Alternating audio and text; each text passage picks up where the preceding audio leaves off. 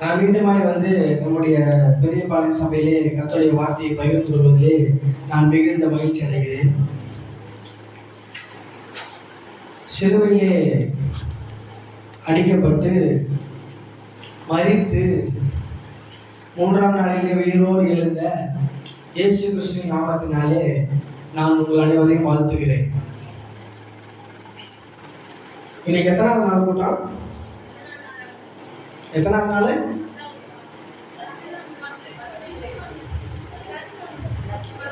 10 கை தூக்குங்க.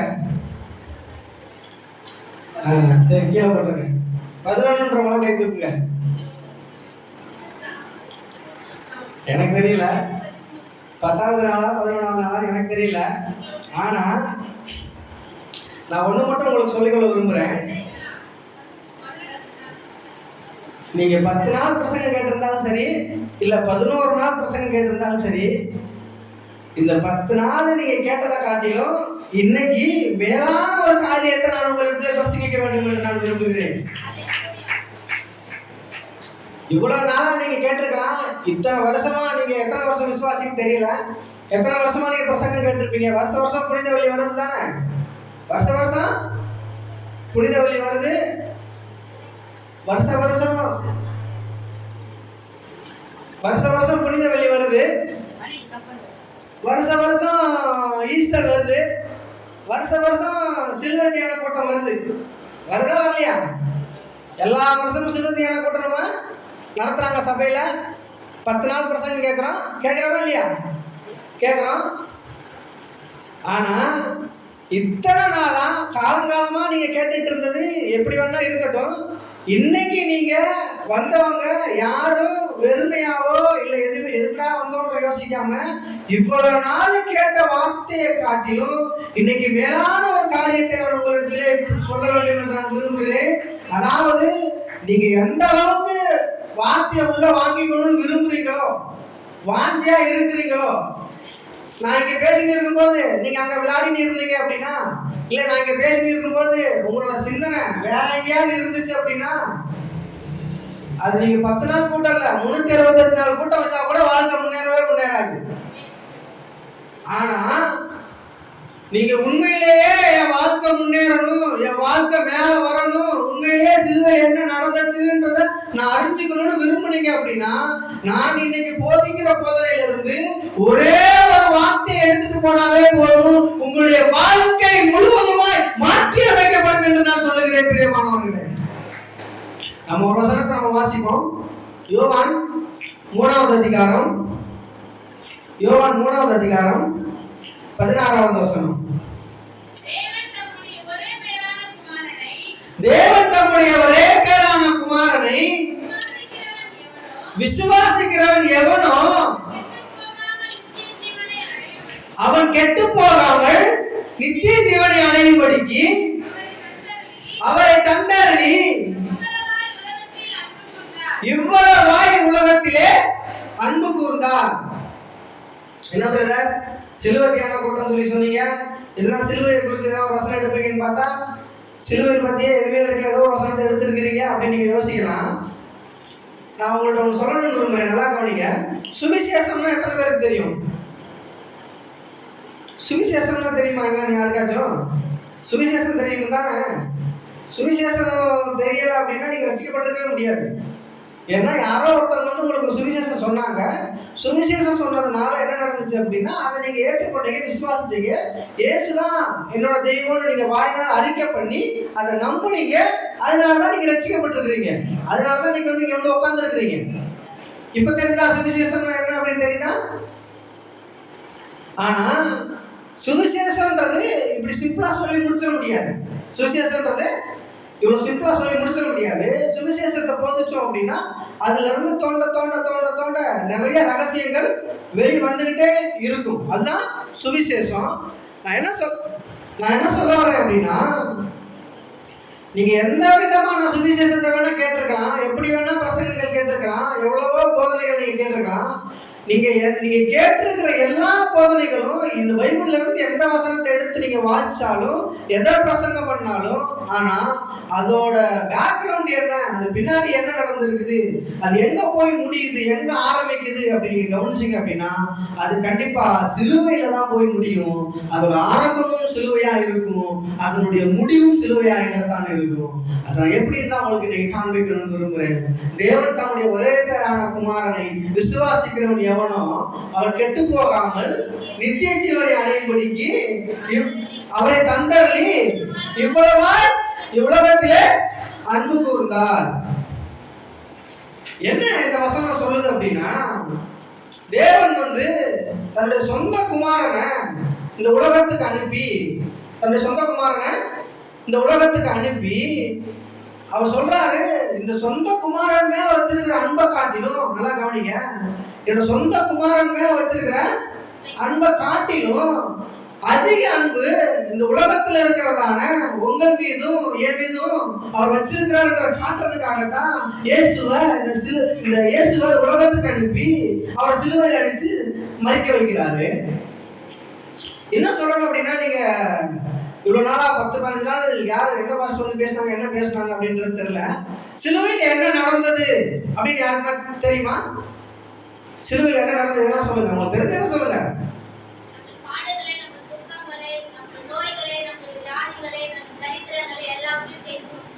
Super super sister, கை தட்டுங்க, எல்லாம் கை தட்டுங்க. சிலுவையில் என்ன நடந்துச்சுன்றத நான் உங்களுக்கு ஒரு சுருக்கமா நான் உங்களுக்கு சொல்றேன், நல்லா கவனிச்சுக்கங்க.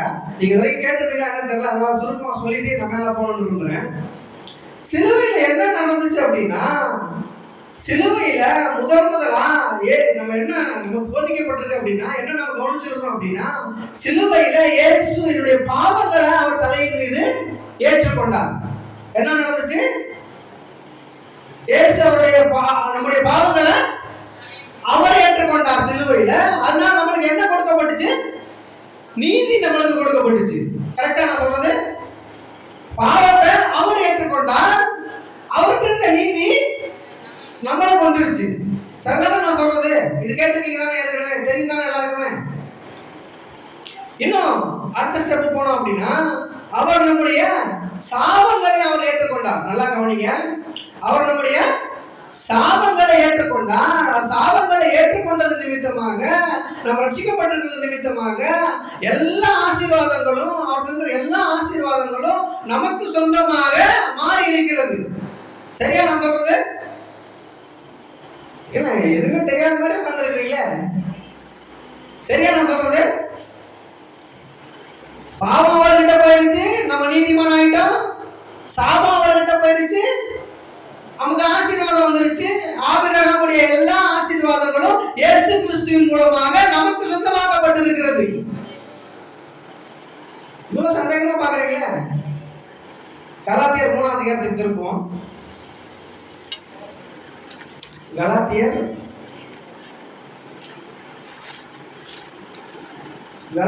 3ஆவது அதிகாரம் 13வது வசனம். 13ல இருந்து வாசிங்க. மரத்திலே தூக்கப்பட்ட எவனும் சபிக்கப்பட்டவன் என்று எழுதியிருக்கிறபடி கிறிஸ்து நமக்காக சாபமாகி நியாய பிரமாணத்தின் சாபத்திற்கு நம்மை நீங்களாக்கி மீட்டுக் கொண்டார். ஆபிரகாமுக்கு உண்டான ஆசீர்வாதம் கிறிஸ்து இயேசுவினாலே பிரஜாதியாகிய நம்மளுக்கு வரும்படியாகவும் ஆவியை குறித்து சொல்லப்பட்ட வாக்குத்தத்தத்தை நாம் விசுவாசத்தினாலே பெரும்படியாகவும் இப்படி ஆயிற்று. என்ன நடந்துச்சு அப்படின்னு கவனிச்சீங்கன்னா, இயேசு சிலுவையிலே சபிக்கப்பட்டார், இயேசு சிலுவையிலே சாபமாய் தொங்கினார், இயேசு சிலுவையில மரத்திலே தூக்கப்பட்டு சாபமாய் தொங்கினது நிமித்தமாக ஆபிரகாமுடைய எல்லா ஆசீர்வாதங்களும் உங்களுக்கும் எனக்கும் சொந்தமாய் இருக்கிறது என்று வேதம் தெளிவாய் சொல்லுகிறது. கரெக்டான சிஸ்டர் சொல்றது? இத மாதிரி பாவம் அவர்கிட்ட போயிருச்சு, நீதி என்கிட்ட வந்துருச்சுன்றதுக்கு வசனம் இருக்குது. சாபம் அவர்கிட்ட போயிருச்சு, நான் இன்னும் கவனிச்சீங்கன்னா என் பலவீனம்னா அவர்கிட்ட போயிருச்சு, நான் பலவானா மாற்றப்பட்டிருக்கிறதுக்கும் வசனம் இருக்குது. என்னோட எல்லா நோய்களையும் இயேசு சிலுவையில் ஏற்றுக்கொண்டார். நான் சுகமான வாழ்ந்திருக்க முடியும், நான் ஆரோக்கியமான வாழ்ந்திருக்க முடியும். எந்த நோயும் என்னை அணுகாது. ஏனென்றால் நான் கிறிஸ்துவுக்குள் வாழ்ந்து கொண்டிருக்கிறேன். இப்படியே நம்ம கவனிச்சோம் அப்படின்னா பாவம் அவர்கிட்ட போயிருச்சு, சாபம் அவர்கிட்ட போயிருச்சு, என் பலவீனங்கள் அவர்கிட்ட போயிருச்சு, என்னோட நோய்கள் அவர்கிட்ட போயிருச்சு, என்னோட தரித்திரம் அவர்கிட்ட போயிருச்சு. தரித்திரம் அவர்கிட்ட போயிருச்சு அப்படின்னா நமக்கு என்ன வரும்? என்னோட தரித்திரம் எல்லாம் அவர்கிட்ட போயிருச்சு. இப்ப என்ன வரும் சொல்லுங்க பார்க்கலாம். நம்மளும் ஐஸ்வர்யவான்களா மாற்றப்பட்டிருக்கிறோம். ஏன்னா நம்ம தரித்திரம் எல்லாம் இயேசு சிலுவையில் சுமந்தார். நம்ம ஐஸ்வர்யவான்களா மாற்றப்பட்டிருக்கிறோம். இன்னும் கவனிச்சோம் அப்படின்னா நம்மளுடைய மரணத்தின் கூறுகள் எல்லாம் அவர்கிட்ட போயிருச்சு. நம்ம நித்திய ஜீவனுக்கு சொந்தக்காரர்களா மாற்றப்பட்டு இருக்கிறோம். இதெல்லாம் நீங்க கேட்டிருப்பீங்க. இப்ப நான் சொன்னது எல்லாமே ஏற்கனவே நிறைய போதவர்களுக்கு உங்களுக்கு போதிச்சிருப்பாங்க. கரெக்டா இல்லையா? இருந்தாலும் நீங்க போதிக்காத மாதிரியே உட்காந்துருக்கீங்க, என்னன்னு தெரியல. இது எல்லாமே நிறைய போதவர்கள் உங்களுக்கு சொல்லியிருப்பாங்க. இயேசு சிலுவையில உங்க சாபத்தை ஏற்றுக்கொண்டாரு, உங்க பாவத்தை ஏற்றுக்கொண்டாரு, உங்களுடைய இயலாமையை ஏற்றுக்கொண்டாரு, உங்களுடைய தரித்திரத்தை ஏற்றுக்கொண்டாரு, அதெல்லாம் சொல்லியிருப்பாங்க. இதெல்லாமே உங்களுக்கு ஏற்கனவே போதிச்சிருப்பாங்க. இதுக்கு எல்லாத்துக்குமே வசனங்கள் இருக்கு. இதெல்லாம் எடுத்தா நேரம் ஆயிடும். ஆனா இதெல்லாம் காட்டிலும் மேலான ஒரு காரியம் இருக்கு. அதெல்லாம் உங்களுக்கு காண்பிக்கணும்னு விரும்புறேன். நம்ம வாஸ்த வசனத்துல யோவான் 3:16 திரும்பிங்க. நம்ம வாஸ்த வசனத்துல சொல்லப்பட்டிருந்தது கடைசி வரியை மட்டும் வாசிங்க. இவ்வளவாய் இவ்வுலகத்திலே அன்பு கூர்ந்தார். அதாவது சிலுவையில் என்ன நடந்துச்சு அப்படின்றத நான் உங்களுக்கு சுருக்கமா சொல்லிடுறேன், கவனிங்க.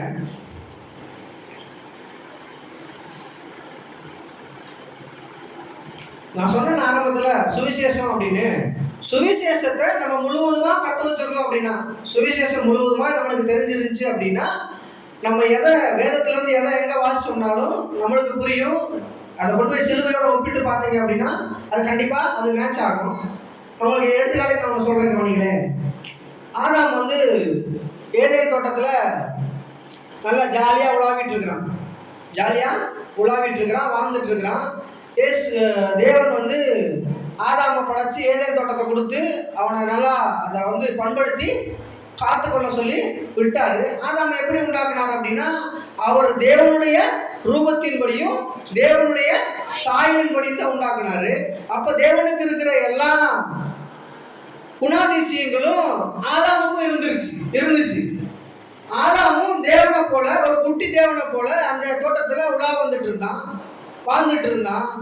இப்படி இருக்கும் போது என்ன நடந்துச்சு அப்படின்னா, ஆதாம் என்ன பண்றான், ஏவாளுடைய பேச்சை கேட்டு அங்க இருந்த தேவன் வந்து தோட்டத்துக்கு நடுவில் இருக்கிற நன்மை தீமை அறியத்தக்க கனியை புசிக்க கூடாதுன்னு சொன்னாரு.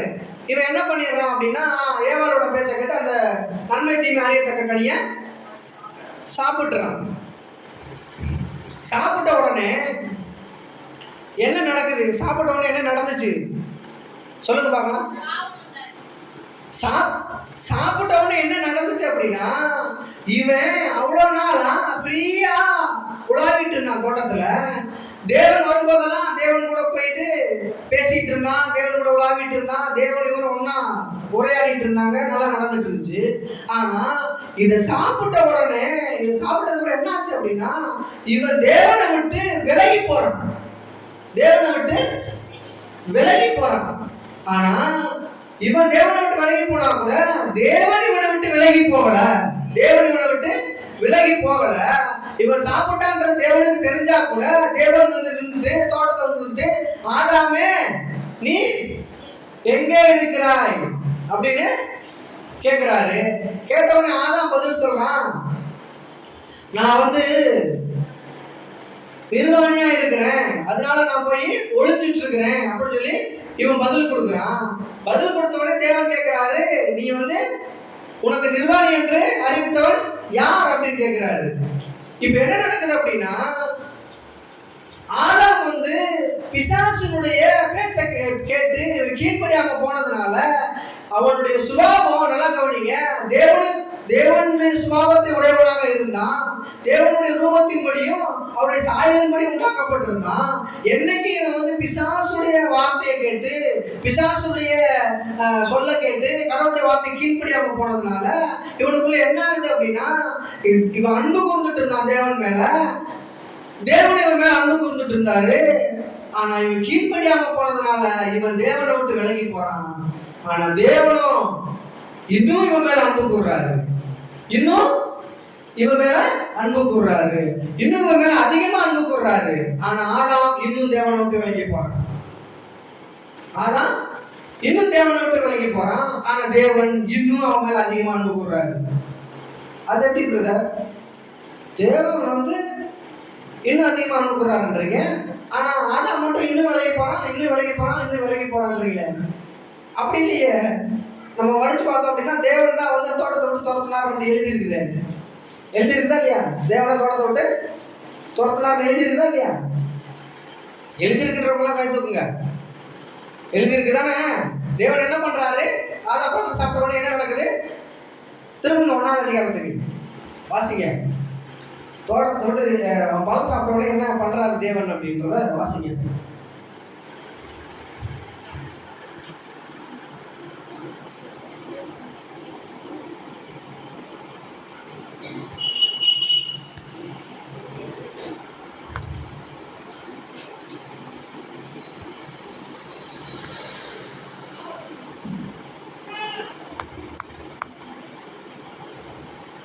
இருபத்தி 4ஆம் வசனம், 3ஆம் அதிகாரம் 24ஆம் வசனம்.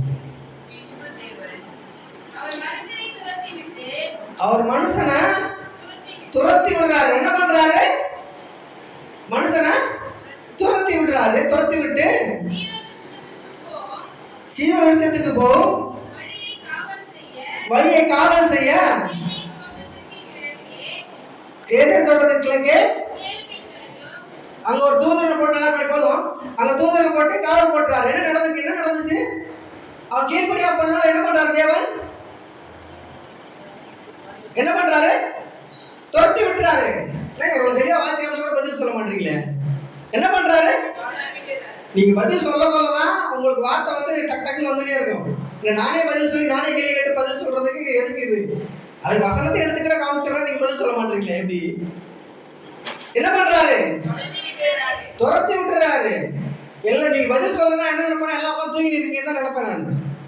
நீங்க நான் கேட்கிற கேள்வி பதில் தெரியலன்னா கூட பரவாயில்ல, ஏதோ ஒண்ணு சொல்லுங்க. என்ன பண்றாரு? துரத்தி விடுறாரு. எப்படி போட்டிருக்கு வேதத்துல? துரத்தி விட்டாரு போட்டிருக்கு. ஆனா நான் என்ன சொல்றேன், நல்லா கவனிங்க. நான் என்ன சொல்றேன் அப்படின்னா, தேவன் அவன் மேல அன்பு கூர்றாரு. நான் சொல்றேன் தேவன் அவன் மேல அன்பு கூர்றாரு சொல்றேன். ஆதாம் தான் விலகி போறான்னு சொல்றேன். ஆனா இங்க தெளிவா போட்டிருக்கு வேதத்துல, அவர் துரத்தி விட்டுறாருன்னு போட்டிருக்குது. நான் சொல்றேன் நல்லா கவனிங்க. அவர் அந்த தோட்டத்தை விட்டு ஆதாம துரத்தி விட்டுறாருன்றது உண்மைதான். ஏன் துரத்தி விடுறாரு அப்படின்னா, ஆதாமின் மீது வைத்த அன்பின் நிமித்தமாகத்தான் அவரோட தோட்டத்தை விட்டு துரத்தி விடுறார். பிரியமானவர்களே, என்ன அன்பு! அதை எப்படி துரத்தி விடுறத நீங்க அன்புன்னு சொல்லுவீங்க? ஒரு நல்லா வாழ்ந்துட்டு இருக்கிறான், நல்ல தோட்டத்தை அருமையா சாப்பிட்டு இருக்கிறான், அருமையா வாழ்ந்துட்டு இருக்கிறான், நல்ல சுகபோகமா பணக்காரனா வாழ்ந்துட்டு இருக்கிறான். அவன் அந்த வீட்டை விட்டு துரத்தி விட்டுறாரு. அதை போய் எப்படி விடுறத நீங்க அன்புன்னு சொல்றீங்க அப்படின்னு நீங்க கேட்கலாம். அதுக்கு பதில் தான் நான் சொல்ல வரேன். நல்லா கவனிங்க. நான் சொன்னேன் தேவன் ஆதாம் எந்த அளவுக்கு விலகி போறானோ, நல்லா கவனிங்க. ஆதாம் எந்த அளவுக்கு விலகி போறானோ அந்த அளவுக்கு தேவன் அவன் மீது அன்பு கூர்ந்துட்டே இருக்கிறாரு. ஆனா தோட்டத்தை விட்டு ஏன் துரத்துறாரு? நல்லா கவனிங்க. தோட்டத்தை விட்டு ஏன் துரத்துறாரு அப்படின்னா, ஆதாம் மேல அன்பு வச்சிருந்ததற்கு உண்மையான ஒரு காரணத்தை நான் சொல்றேன். ஒரு காரணத்தை சொல்லிட்டு நான் இங்க வரேன். ஆதாம் மேல அன்புதான் வச்சிருந்தாரா அப்படின்னா, இன்னும் அதிகமா அன்பு வச்சாரா? அவன் விலகி போனதுக்கு அப்புறமும் தேவன் அதிகமா அன்பு வச்சாரா அப்படின்னா, அவன் வச்சாரு. எப்படி வச்சாருன்னா, இவன் நிர்வாணி ஆகிடுறான். நிர்வாணி ஆனவன இவன் என்ன பண்றான்? ஆதாமு அத்தி இலைகளை உடையா செஞ்சு போட்டுட்டு இருக்கிறான். தேவன் கேட்கிறான், ஆதாம நீ எங்க இருக்கிறாய்? ஒழிஞ்சிட்டு இருக்கிறான். வெளியே வரும்போது பார்த்தா அவன் நிர்வாணி இருக்கிற சொல்லிட்டு இலைகளை தச்சு ட்ரெஸ்ஸா போட்டுட்டு நிக்கிறான். நின்ன உடனே அங்க என்ன பண்றாரு அப்படின்னா, தேவன் அவனுக்கு ஒரு தோளுடைய, நல்லா கவனிங்க, அவனுக்கு ஒரு தோளுடைய உண்டாக்கி கொடுக்கிறார். இப்ப நீங்க கிழிஞ்சு போய் ஒரு ட்ரெஸ் போட்டு சுத்தி நிக்கிறீங்க, நான் வந்து உங்களுக்கு ஒரு நல்ல புது துணி எடுத்து கொடுக்குறேன்னா நான் உங்க மேல அன்பு வச்சிருக்கேனா வைக்கலையா? இப்ப என்ன நடக்குது அப்படின்னா, தேவன் ஆதாமுக்காக ஒட்டுமொத்த மனுக்குலத்துக்காக அதுவரையிலும் ஏதேன் தோட்டத்தில் நடந்தராத ஒரு காரியத்தை செய்கிறார். ஏனென்றால் என்ன செய்கிறார் என்றால், அவர் ஒரு மிருகத்தை எடுத்து அடித்து அதனுடைய தோலை எடுத்து ஆதாமுக்கு உடுத்து வைக்கிறார். அதுவரையிலே எந்த மிருகமும் அடிக்கப்பட்டது கிடையாது, அதுவரையிலே எந்த மிருகமும் செத்தது கிடையாது, அதுவரையிலே எதுவும் நடந்தது கிடையாது.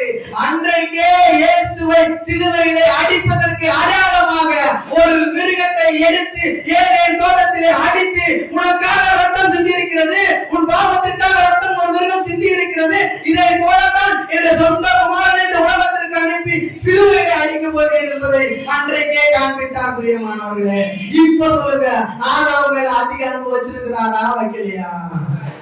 வச்சிருக்கிறாரு. அது ஓகே பிரதர், தோட்டத்தை விட்டு துரத்தி விடுறாரு, அப்ப எப்படி அனுபவிச்சிருக்காருன்னு சொல்ல முடியும்?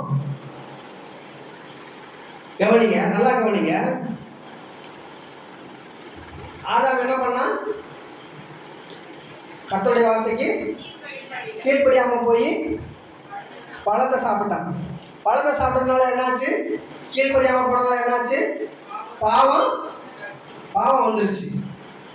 இப்போ நல்லா கவனிங்க, பாவம் வந்துருச்சு, பாவத்தின் மூலமா சாபம் வந்துருச்சு, சாபத்தின் மூலமா உள்ளும் குறுக்கும் முளை பிச்சிருச்சு, பாவம் வந்ததுனால சாபம் வந்துருச்சு, சாபம் வந்ததுனால உள்ளும் குறுக்கும் முளை பிச்சது, முழு குறுக்கும் முளைச்சதுனால இவன் வேர்வை சிந்தி உழைச்சி சம்பாதிச்சு சாப்பிட வேண்டிய நிலைமைக்கு தள்ளப்பட்டுட்டான். ஆனா அதுக்கு முன்னாடி அவன் வேர்வை சிந்தினானா, அவன் உழைச்சானா, இல்ல கஷ்டப்பட்டானான்னு பாத்தீங்கன்னா இல்லவே இல்லை. இப்ப என்னாச்சு? பாவம் வந்ததுனால சாபம் வந்துருச்சு, சாபத்தின் மூலமா வியாதிகள்லாம் வர ஆரம்பிச்சிருச்சு, வியாதிகள் மூலமா அவனுடைய உடல் எல்லாம் பலவீனமா மாற ஆரம்பிச்சிருச்சு. நான் கேட்கிறேன், ஆதாம் வந்து கடவுளுடைய வார்த்தைக்கு கீழ்ப்படியாகிறதுக்கு முன்னாடி எத்தனை வருஷங்கள் வாழ்ந்திருப்பான்னு நினைக்கிறீங்க? தெரியாது நம்மளுக்கு. அவன் எத்தனை கோடி வருஷம் கூட வாழ்ந்திருந்திருக்கான், எத்தனை கோடி வருஷம் கூட வாழ்ந்திருந்திருக்கான். அவன் கடவுளுடைய வார்த்தைக்கு கீழ்ப்படியா போனதுக்கு முன்னாடி எவ்வளவு நாள் வேணா வாழ்ந்திருந்திருக்கான்.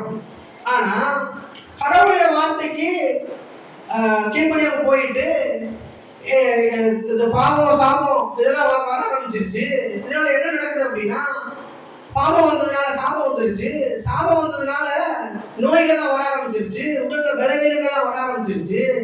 அதாவது உடல் பலவீனங்கள் எதன் மூலமா வருது அப்படின்னா, பாவம் வந்ததுனாலதான் உடல்ல பலவீனங்கள்லாம் வர ஆரம்பிக்குது. பாவம் வந்ததுனால உடல்ல பலவீனங்கள்லாம் வந்ததுனால என்ன நடக்குதுன்னா, உடல்ல பலன் குறைஞ்சிருது, தோல்லாம் சுருங்குது, எலும்பெல்லாம் தேயுது, கண்ணெல்லாம் மங்குது, பல்லெல்லாம் கொட்டுது.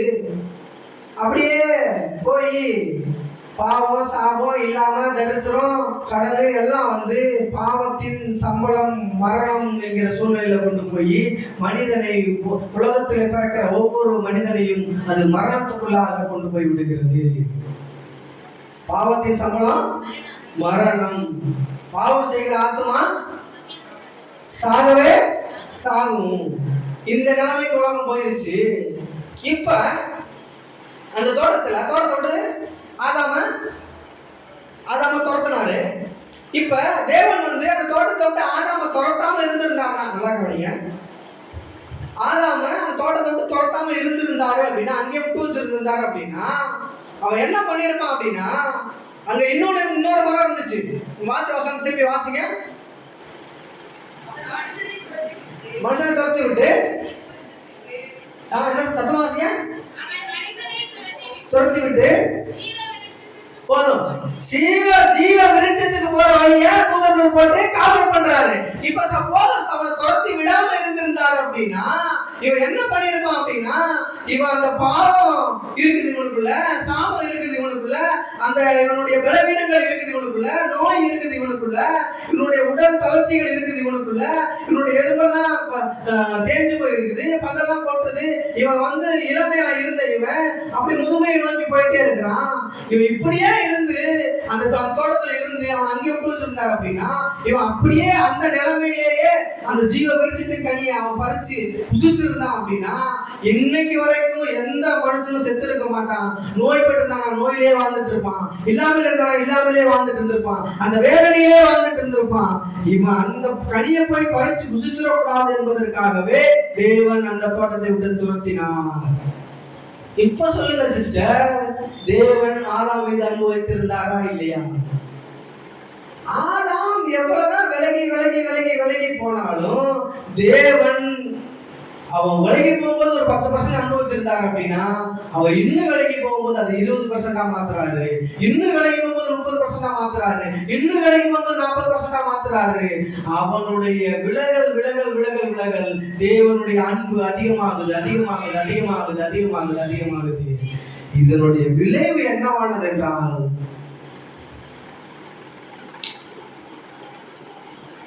அவருடைய சொந்த குமாரனை இந்த உலகத்திற்கு அனுப்பியது. நான் உங்களுக்கு சொல்றேன், நல்லா கவனிங்க. உண்மையிலேயே தேவன் ஆதாம் ஆதாம் சொல்லும் போதெல்லாம் நீங்க நான் தான் என்னதான் மனுக்குலம், மொத்த மனுக்குலமும் ஆதாமுடைய இதுலதான் இருக்குது. ஆதாம் சொல்லும் போதெல்லாம் மொத்த மனுக்குலமும் பாவத்துக்குள்ள வந்துருச்சு, மொத்த மனுக்குலமும் சாபத்துக்குள்ள வந்துருச்சு, மொத்த மனுக்குலமும் இல்லாமையில வந்துருச்சு, மொத்த மனுக்குலமும் தரித்திரத்துல வந்துருச்சு. எல்லா மனுஷனுக்கும் தான் வயசாகிட்டே போகுது, எல்லா மனுஷனுக்கும் தான் பல்லெல்லாம் கொட்டுது, எல்லா மனுஷனுக்கும் தான் தோல்லாம் சுருங்குது, எல்லாருக்குமே அப்படிதான் ஆகிட்டு போயிட்டே இருக்குது. எதனால? இதெல்லாம் பாவம் வந்ததுனால. பாவம் இந்த உலகத்துல வராம இருந்துருந்துச்சு அப்படின்னா, எந்த மனுஷனுமே அந்த பாவத்துக்குள்ள போகாம இருந்திருந்தான் அப்படின்னா, ஆதாம் இன்னைக்கு வரைக்குமே ஆதாம் இருந்திருப்பான். நம்ம இன்னைக்கு ஆதாமையும் பார்த்திருக்கலாம், ஆபிரகாமையும் பார்த்திருக்கலாம், தானியேலையும் பார்த்திருக்கலாம், எதையாவே நம்ம பார்த்திருந்திருக்கலாம். பாவம் வந்ததுதான் இந்த உலகத்திலே மரணம் வந்தது. ஏனென்றால் வேதம் தெளிவாக சொல்கிறது, பாவத்தின் சம்பளம் தான் மரணம், பாவம் செய்கிற ஆத்துமா தான் சாகும் என்று சொல்லப்பட்டிருக்கிறது. கரெக்டான சிஸ்டர் நான் சொல்றது? இதற்கு நான் சொல்றது புரிஞ்சுச்சா? அப்படி பாவம் வராம இருந்துச்சு அப்படின்னா எந்த மனுஷனுமே செத்துருக்க மாட்டான். கரெக்டா நான் சொல்றது?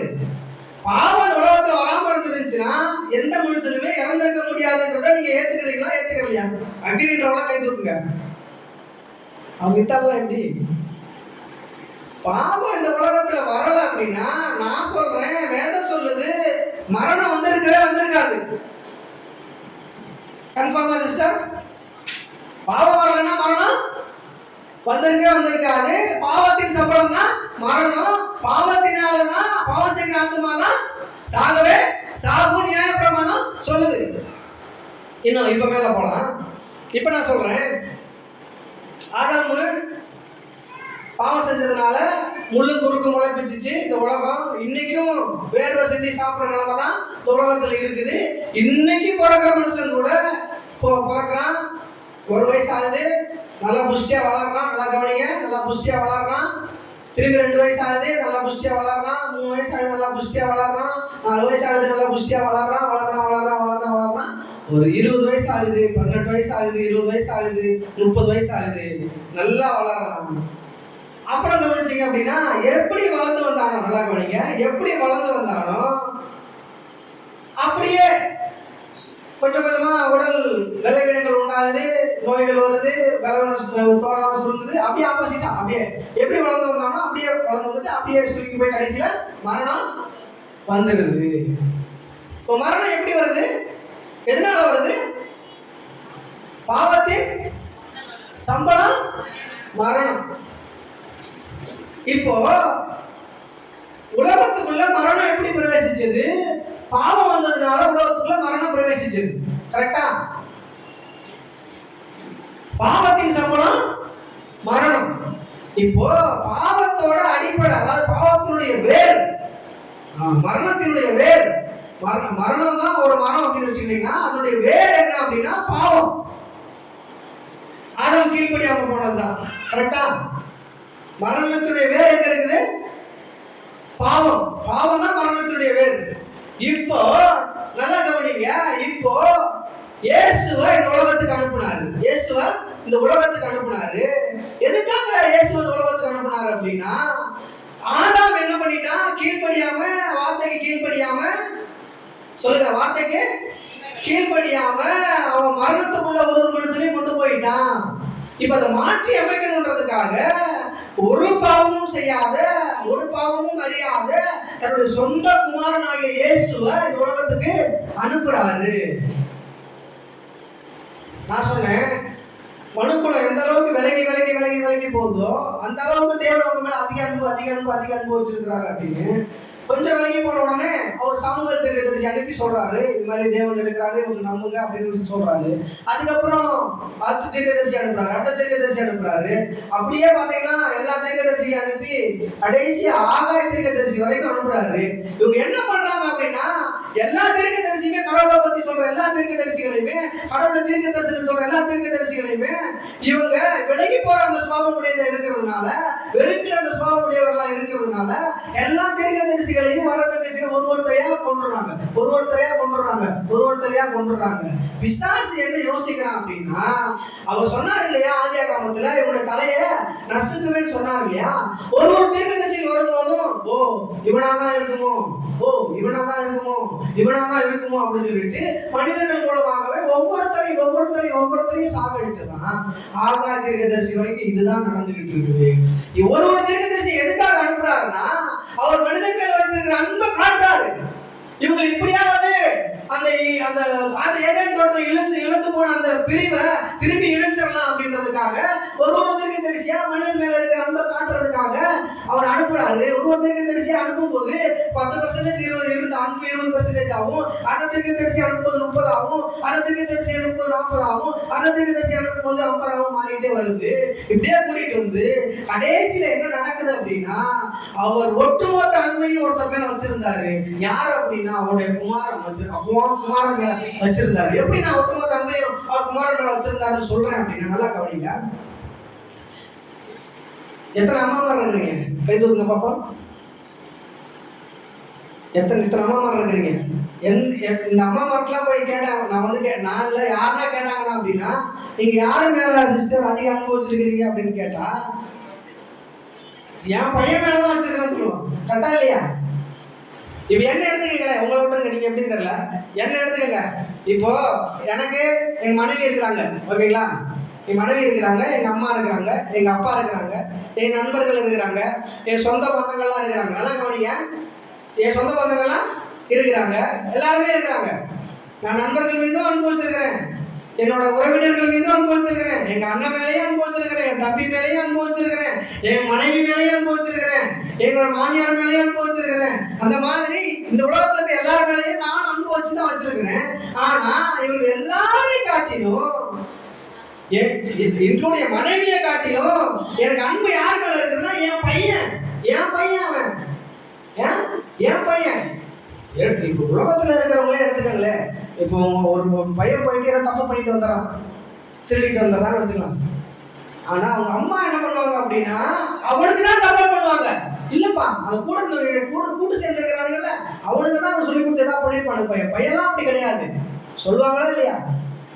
நான் சொல்றேன், இந்த உலகத்துல கடவுளால உண்டாக்கப்பட்ட நம்மளே சாதாரணமா என் பிள்ளைய விட்டு கொடுக்காத அளவுக்கு அந்த அளவுக்கு அவங்க அனுபவிச்சிருக்கிறோம் அப்படின்னா, சர்வத்தையும் உண்டாக்கின கடவுள் வார்த்தையினாலே வானங்களை ஞானங்களினால் உண்டாக்கின அந்த கடவுள் அவருடைய பிள்ளையாகிய இயேசுவின் மீது, அந்த மூத்த குமாரனின் மீது சகல அன்பை வச்சிருந்தாருங்க. மொத்த அன்பை அவர் மேலதான் வச்சிருந்தாரு. ஆனா அதெல்லாம் காட்டிலும் உங்க மேலையும் என் மேலையும் அதிக அன்பு வைத்திருப்பதை காட்ட வேண்டும் என்பதற்காகவே அவரை சிலுவையிலே அடித்தார். இயேசு மேல மொத்தம் வச்சிருந்தாரு, மொத்தம் இயேசு மேலதான் இருந்துச்சு. ஆனா அவரை காட்டிலும் நான் உங்க மேலதான் அன்பு வச்சிருக்கிறேன், நீங்க தான் வேணும்ன்றதுக்காக இந்த உலகத்திலே அன்பு கூர்ந்தார். நம்ம வாச முதல் வசனத்துல போட்டிருக்குது, இவ்வளவா இந்த உலகத்திலே அன்பு கூர்ந்தார். என்ன அன்பு கூர்ந்தார் அப்படின்னா, அவர் ஒட்டு மொத்தமா வச்சிருந்த அன்பை அவர் இந்த உலகத்துக்கு இறக்கி, அது கிடையாது எனக்கு அன்பு, அதை கூட நான் இழப்பேன் உங்களை அடைய வேண்டும் என்பதற்காக, உங்களை நீதிமானாக்க வேண்டும் என்பதற்காக, உங்களை ஐஸ்வர்யவானாய் மாற்ற வேண்டும் என்பதற்காக, நீங்கள் ஆசீர்வாதமாய் வாழ்ந்திருக்க வேண்டும் என்பதற்காக என்னுடைய ஒட்டுமொத்த அன்பையும் கூட இறக்குவேன் என்று சொல்லதான் சிலுவர் சிஸ்டர். அதுதான் சிலுவர் சிஸ்டர், அதுதான் சுவிசேஷம் சிஸ்டர்.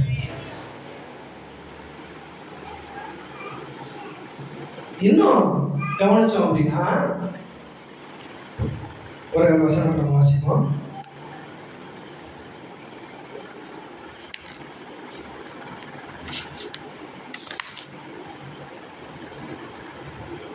ரோமர் 5வது அதிகாரம் 12வது வசனம். இப்படியாக ஒரே மனுஷனாலே பாவமும் பாவத்தினாலே மரணமும் உலகத்திலே பிரவேசித்தது போலவும் எல்லா மனுஷரும் பாவம் செய்தபடியால்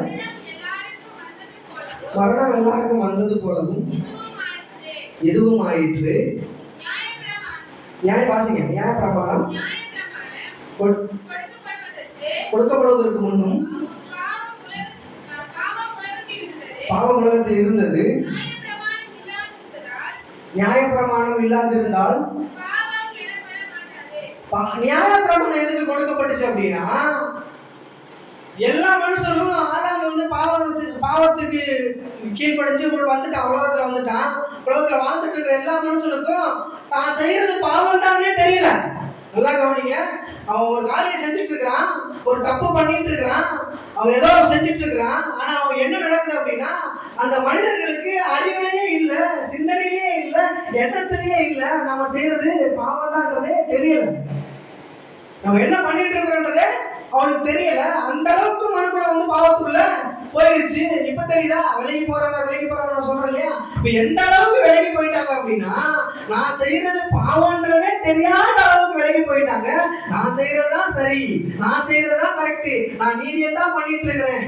ஆனா நியாய பிரமாணம் எதுக்கு வந்துச்சு அப்படின்னா, நீ பண்றது நீதி கிடையாது, நீ பண்றது சரியானது கிடையாது அப்படின்றத காட்டுறதுக்காக தான் நியாயப்பிரமாணம் வந்துச்சு. நியாயப்பிரமாணத்தை வாசிக்கும் போதெல்லாம் நீ பொய் சொல்லாதிருப்பாயாக, விபச்சாரம் செய்யாதிருப்பாயாக இப்படியே வாசிச்சாங்கன்னா, நான் பொய் சொல்றதே இல்லையா சிஸ்டர் அப்படி சொல்லிடலாம். நான் விபச்சாரம் நான் சிஸ்டர் பண்றேன், நான் அதெல்லாம் பண்றதே இல்லையா அப்படி வாசிச்சே வந்தீங்கன்னா கடைசியில சொல்லி போட்டிருக்கோம் இச்சையா இருப்பாயாக அப்படின்னு போட்டிருக்கோம். அதுல வந்து எல்லாத்தையும் நான் பாஸ் சொல்லிட்டு வந்த மனுஷன் அந்த இச்சையா இருப்பாயாகன்றத வாசிச்சா அப்படின்னா எந்த மனுஷனும் அதுல பாஸ் ஆக முடியல. நியாய பிரமாணம் அவனை காட்டுது, நீ பாவி நீ பாவி நீ பாவி நீ பாவி என்று காட்டுது. ஆனா வாசிங்க, தொடருங்க. அப்படி இருந்தும் மரணமானது ஆதாம் முதல் மோசே வரைக்கும் ஆதாமின் மீறுதலுக்கு ஒப்பாய் பாவம் செய்யாதவர்களையும் ஆண்டு கொண்டது. என்ன நடந்துச்சு அப்படின்னா, நான் பிறக்கும் போது நான் பாவியா பிறக்கலன்னு சொல்லலாம் சிஸ்டர். நான் பாவி கிடையாது. நான் என்ன பாவம் பண்ணேன் சொல்லுங்க? நான் என்னங்க பாவம் பண்ணேன்? ஆனா இந்த ஆதாமுடைய பாவம் செய்யாதவர்களையும் ஆண்டு கொண்டது. பாவம் நல்லா கவனிங்க. நீங்க பாவம் செஞ்சதுனாலதான் பாவி கிடையாது, நீங்க ஆதாமுக்கு பிறந்ததுனாலயே பாவிதான். வாசிங்க.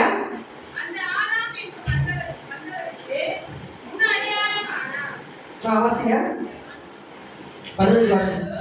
ஆனாலும் மீறுதலின் பலன்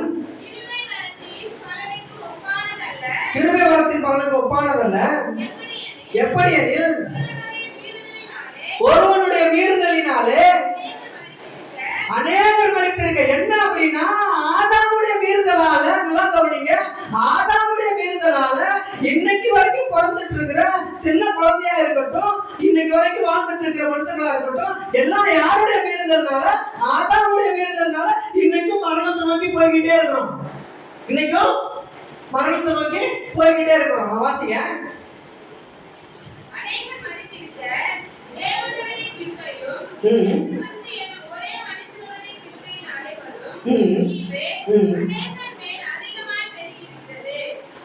என்ன நடந்திருக்குது அப்படின்னா, நல்லா கவனிங்க சிஸ்டர், நல்லா கவனிங்க பிரதர். என்ன நடந்திருக்கு அப்படின்னா, ஆதாம் பாவம் செஞ்சது மூலமா ஒவ்வொரு மனுஷனும் எப்படி இந்த உலகத்துல மரணத்துக்கு நேரம் நடத்தப்படுறாங்களோ, நல்லா கவனிச்சுக்கீங்க. ஆதாம் பாவம் செஞ்சதுனால எப்படி ஒவ்வொரு மனுஷனும் இந்த மரணத்துக்கு நேரம் நடத்தப்படுறாங்களோ, இப்போ ஆதாம் மனுஷனுடைய கீழ்ப்படியாம எப்படி ஒரு மனுஷனையும் பாவத்துக்கு நேரா கொண்டுட்டு போகுதோ, எப்படி பாவத்தின் மூலமா கொண்டு போய் சாபமாக்கி, இல்லாமக்கி, தரித்திரமாக்கி, நோயை உண்டாக்கி, கஷ்டத்துக்குள்ள கொண்டு போய் சரீர பலவீனங்கள்லாம் இழந்து கடைசியில மரணத்தை கொண்டு போய் எப்படி முடிய பண்ணுகிறதோ, ஆனா அப்படி பார்த்தோம் அப்படின்னா, அப்படி ஆப்போசிட்டா பார்த்தோம் அப்படின்னா, இயேசு கிறிஸ்து என்னும் ஒரே மனுஷனாலே கிருபையினாலே வரும் ஈவு அநேகர் மேல் அதிகமாய் பெருகி இருக்கிறது. மேலும் ஒருவன் பாவம் செய்தானால் உண்டான தீர்ப்பு தேவன் அருளும் ஈவுக்கு ஒப்பானதல்ல. அந்த தீர்ப்பு ஒரே குற்றத்தின் நிமித்தம் ஆக்கினைக்கு ஏதுவா இருந்தது. கிருபை வரமோ அநேக குற்றங்களை நீக்கி நீதி விளங்கும் தீர்ப்புக்கு ஏதுவா இருக்கிறது. 20 வாசிங்க சிஸ்டர். 20. மேலும் மீறுதல் பெருகும்படிக்கு நியாயப்பிரமாணம் வந்தது. அப்படி இருந்தும் பாவம் பெருகின இடத்திலே கிருபை அதிகமாய் பெருகிற்று. 19 வாசிங்க சிஸ்டர். அன்றியும் ஒரே மனுஷனுடைய கீழ்ப்படியாமையினாலே, நல்லா கவனிச்சுக்கங்க, ஒரே மனுஷனுடைய கீழ்ப்படியாமையினாலே இங்க உட்கார்ந்து இருக்கிற, இங்க வாழ்ந்துட்டு இருக்கிற, இந்த உலகத்துல இருக்கிற எல்லாரும் பாவிகள் ஆக்கப்பட்டது போல, அதே ஒரே மனுஷன் அவன் கீழ்ப்படியாம போனதுனால எல்லாம் பாவியாக்கப்பட்டீங்க. ஆனா இந்த ஒரு மனுஷன், அதாவது 2ஆம் ஆதாமாகிய இயேசு அவர் கீழ்ப்படித்ததுனால, வாசிங்க சிஸ்டர், அநேகர், அதாவது நீங்களும் நானும் எல்லாரும், உலகத்தில் இருக்கிற எல்லாரும் இயேசுவை ஏற்றுக்கொண்டு ரட்சிக்கப்பட்டு நீங்க விசுவாசிச்சீங்க அப்படின்னா எல்லாரும் நீங்கள் நீதிமான்களை ஆக்கப்படுகிறீர்கள். ஆனா இது விஷயம் கிடையாது சிஸ்டர். இது தெரியும் எல்லாருக்குமே. நீங்க எல்லாரும் நீதிமான்கள்ன்றது உங்களுக்கு ஏற்கனவே தெரியும். நான் இதை சொல்ல வரல. நீங்க நீதிமான்ன்றது எத்தனையோ பேர் சொல்லி கொடுத்தாங்க உங்களுக்கு, எத்தனையோ போதகர்கள் சொல்லி கொடுத்துட்டாங்க. ஒரே மனுஷனுடைய கீழ்ப்படியாமையினால எப்படி பாவம் வந்துச்சோ, அந்த ஒரே மனுஷனுடைய கீழ்ப்படிதலினால உங்களுக்கு நீதி வந்திருக்குன்றது எல்லாருக்குமே தெரியும். ஆனா சிலுவையில தேவன் எதை டீல் பண்ணாருன்றதை காண்பிக்கிறதுக்காக இந்த வசனம். தேவன் சிலுவையில எதை டீல் பண்ணாருன்னா பாவத்தை தான் டீல் பண்ணாரு. பாவத்தை டீல் பண்ணாரு. சிலுவையில என்ன நடந்துச்சுன்னா, பாவம் தன்னுடைய வாழை சுருட்டிக்குச்சு, பாவத்தை ஒன்றுமில்லாம ஆக்கிட்டாரு சிலுவையில. அதனாலதான் நீங்கள் நானும் நீதிமான ஆக்கப்பட்டிருக்கிறோம். நம்முடைய பாவம்லாம் அவருடைய தலைக்கு போயிருச்சு. கரெக்டா இல்லையா சிஸ்டர்? உங்களுடைய பாவம்லாம் அவருடைய தலைக்கு போயிருச்சு. இன்னைக்கு நீங்க இயேசு கிறிஸ்து ஏற்றுக்கொண்டிருக்கிறீங்க அப்படின்னா, இன்னைக்கு நான் ரட்சிக்கப்பட்டிருக்கிறேன், இயேசு கிறிஸ்து ஏற்றுக்கொண்டிருக்கிறேன் அப்படின்னா, உங்களுடைய வாழ்க்கையில பாவத்தினுடைய கிரியை செய்ய முடியுமா முடியாதா? சொல்லுங்க, சத்தமா சொல்லுங்க.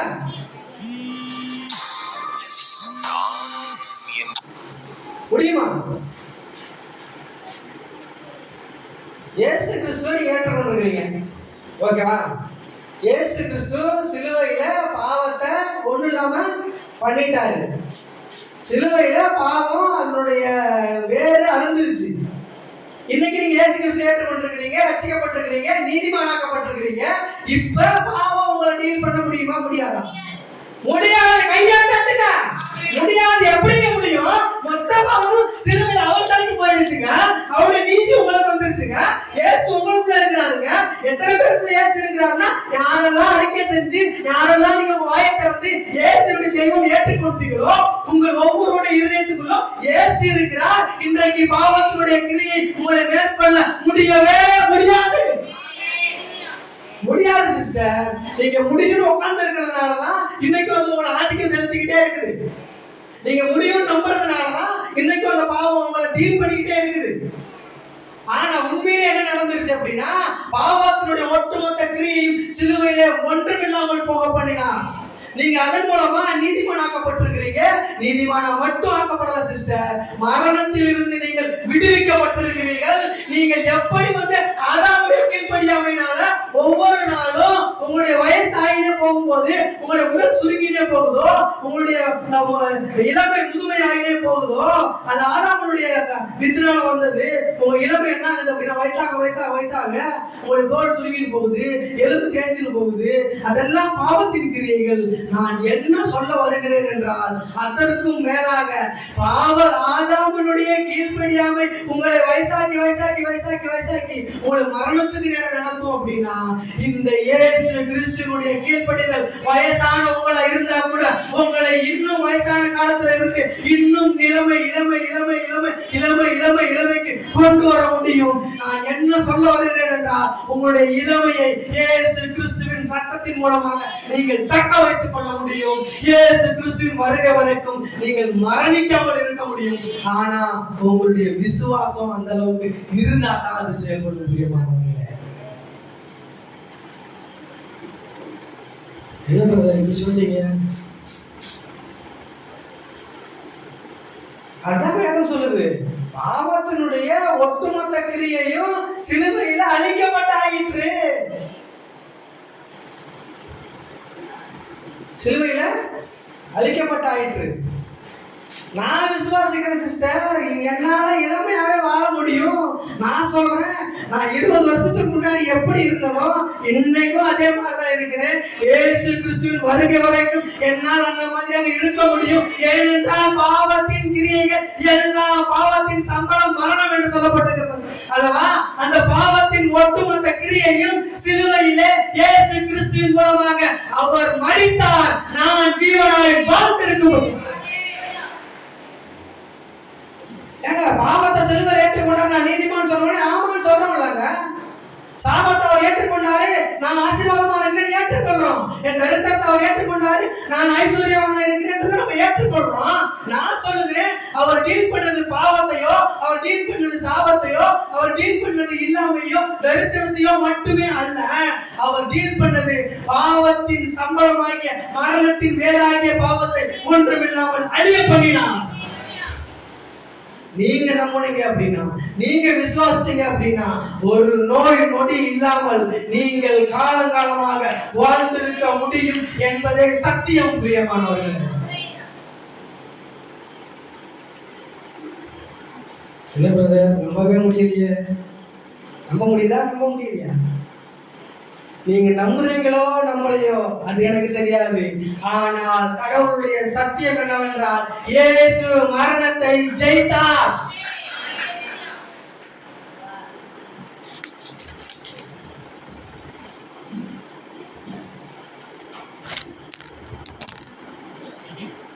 இந்த 5 நிமிஷம் தான் இருக்குது, ஒரே ஒரு காரியம் சொல்லி முடிச்சிடுறேன்.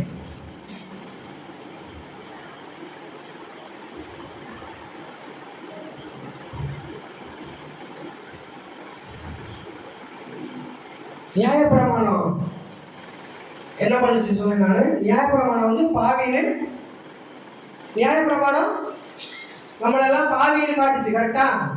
நியாயப்பிரமாணம் என்ன பண்ணுச்சு? சிறுவச்சனங்களை பாவின்னு காட்டுச்சு. சரியா சிஸ்டர் நான் சொல்றது? நியாயப்பிரமாணம் அது முன்னாடி பாவம் செஞ்சுட்டு இருந்தாங்க, பாவம் செஞ்சுட்டே இருந்தாங்க. ஆனா அவங்களுக்கு பாவம்னே தெரியல. நியாயப்பிரமாணம் வந்துச்சு, அதான் எல்லாரையும் பாவின்னு காட்டுச்சு. நியாயப்பிரமாணம் என்ன சொல்லுது அப்படின்னா, பாவம் செய்யற ஆத்மா சாகவே சாகும். ஆனா வசனம் இருக்குது, இடத்துல லேட் ஆயிடும். ஆனா இயேசு என்னவா இருக்கிறார்னா, நியாயப்பிரமாணத்திற்கு முடிவா இருக்கிறார். கரெக்டா? படிச்சிருக்கீங்க தானே? இயேசு நியாயப்பிரமாணத்துக்கு முடிவா இருக்கிறார். எப்படி சிஸ்டர் நியாயப்பிரமாணத்துக்கு முடிவா இருக்கிறார்? என்ன பண்றாரு? நியாயப்பிரமாணத்தை சிலுவையில சுமந்து நியாயப்பிரமாணத்தை ஒண்ணுல ஆகிட்டாரா? இல்ல, சொல்றேன் கவனிங்க. லாஸ்ட் சொல்லி முடிச்சிருக்கேன். நிறைய காரியங்கள் இருக்குது. நான் ஆக்சுவலா பழையத்தேரி சபைக்கு போக வேண்டியது, அவங்களுக்கு தொடர்ச்சியா போச்சுட்டு இருக்கிற இதை நீங்க இடையில நீங்க வந்து மாட்டிட்டு இருக்கீங்க. ஆனா எதுக்கு ஏதோ ஒரு காரணத்துக்காக தான் எனக்கு வரவழைக்க கூட்டு வந்திருக்கிறாரு. அது மட்டும் எனக்கு தெளிவா தெரியுது. சொல்லிடுறேன் கேளுங்க. நிறைய காரியங்கள் இருக்குது இதுல. இதை குறித்து ஒரு பெரிய சீரியஸே நான் பொதுச்சிருக்கிறேன். நியாயப்பிரமாணம் மனுஷனை பாவி காட்டுது. நம்ம சொல்றோம் இயேசு நியாயப்பிரமாணத்தின் முடிவா. சொல்லுங்க சிஸ்டர், இப்பதான் சிஸ்டர் சொன்னேன், சத்தமாக சொல்லுங்க. இயேசு நியாயப்பிரமாணத்தின் முடிவா இருக்கிறார். சொல்லுங்க. இயேசு இயேசு இயேசு நியாயப்பிரமாணத்தின் முடிவாய் இருக்கிறார். அது எப்படி இருக்கிறார் நான் உங்களுக்கு காட்டணும்னு விரும்புகிறேன்.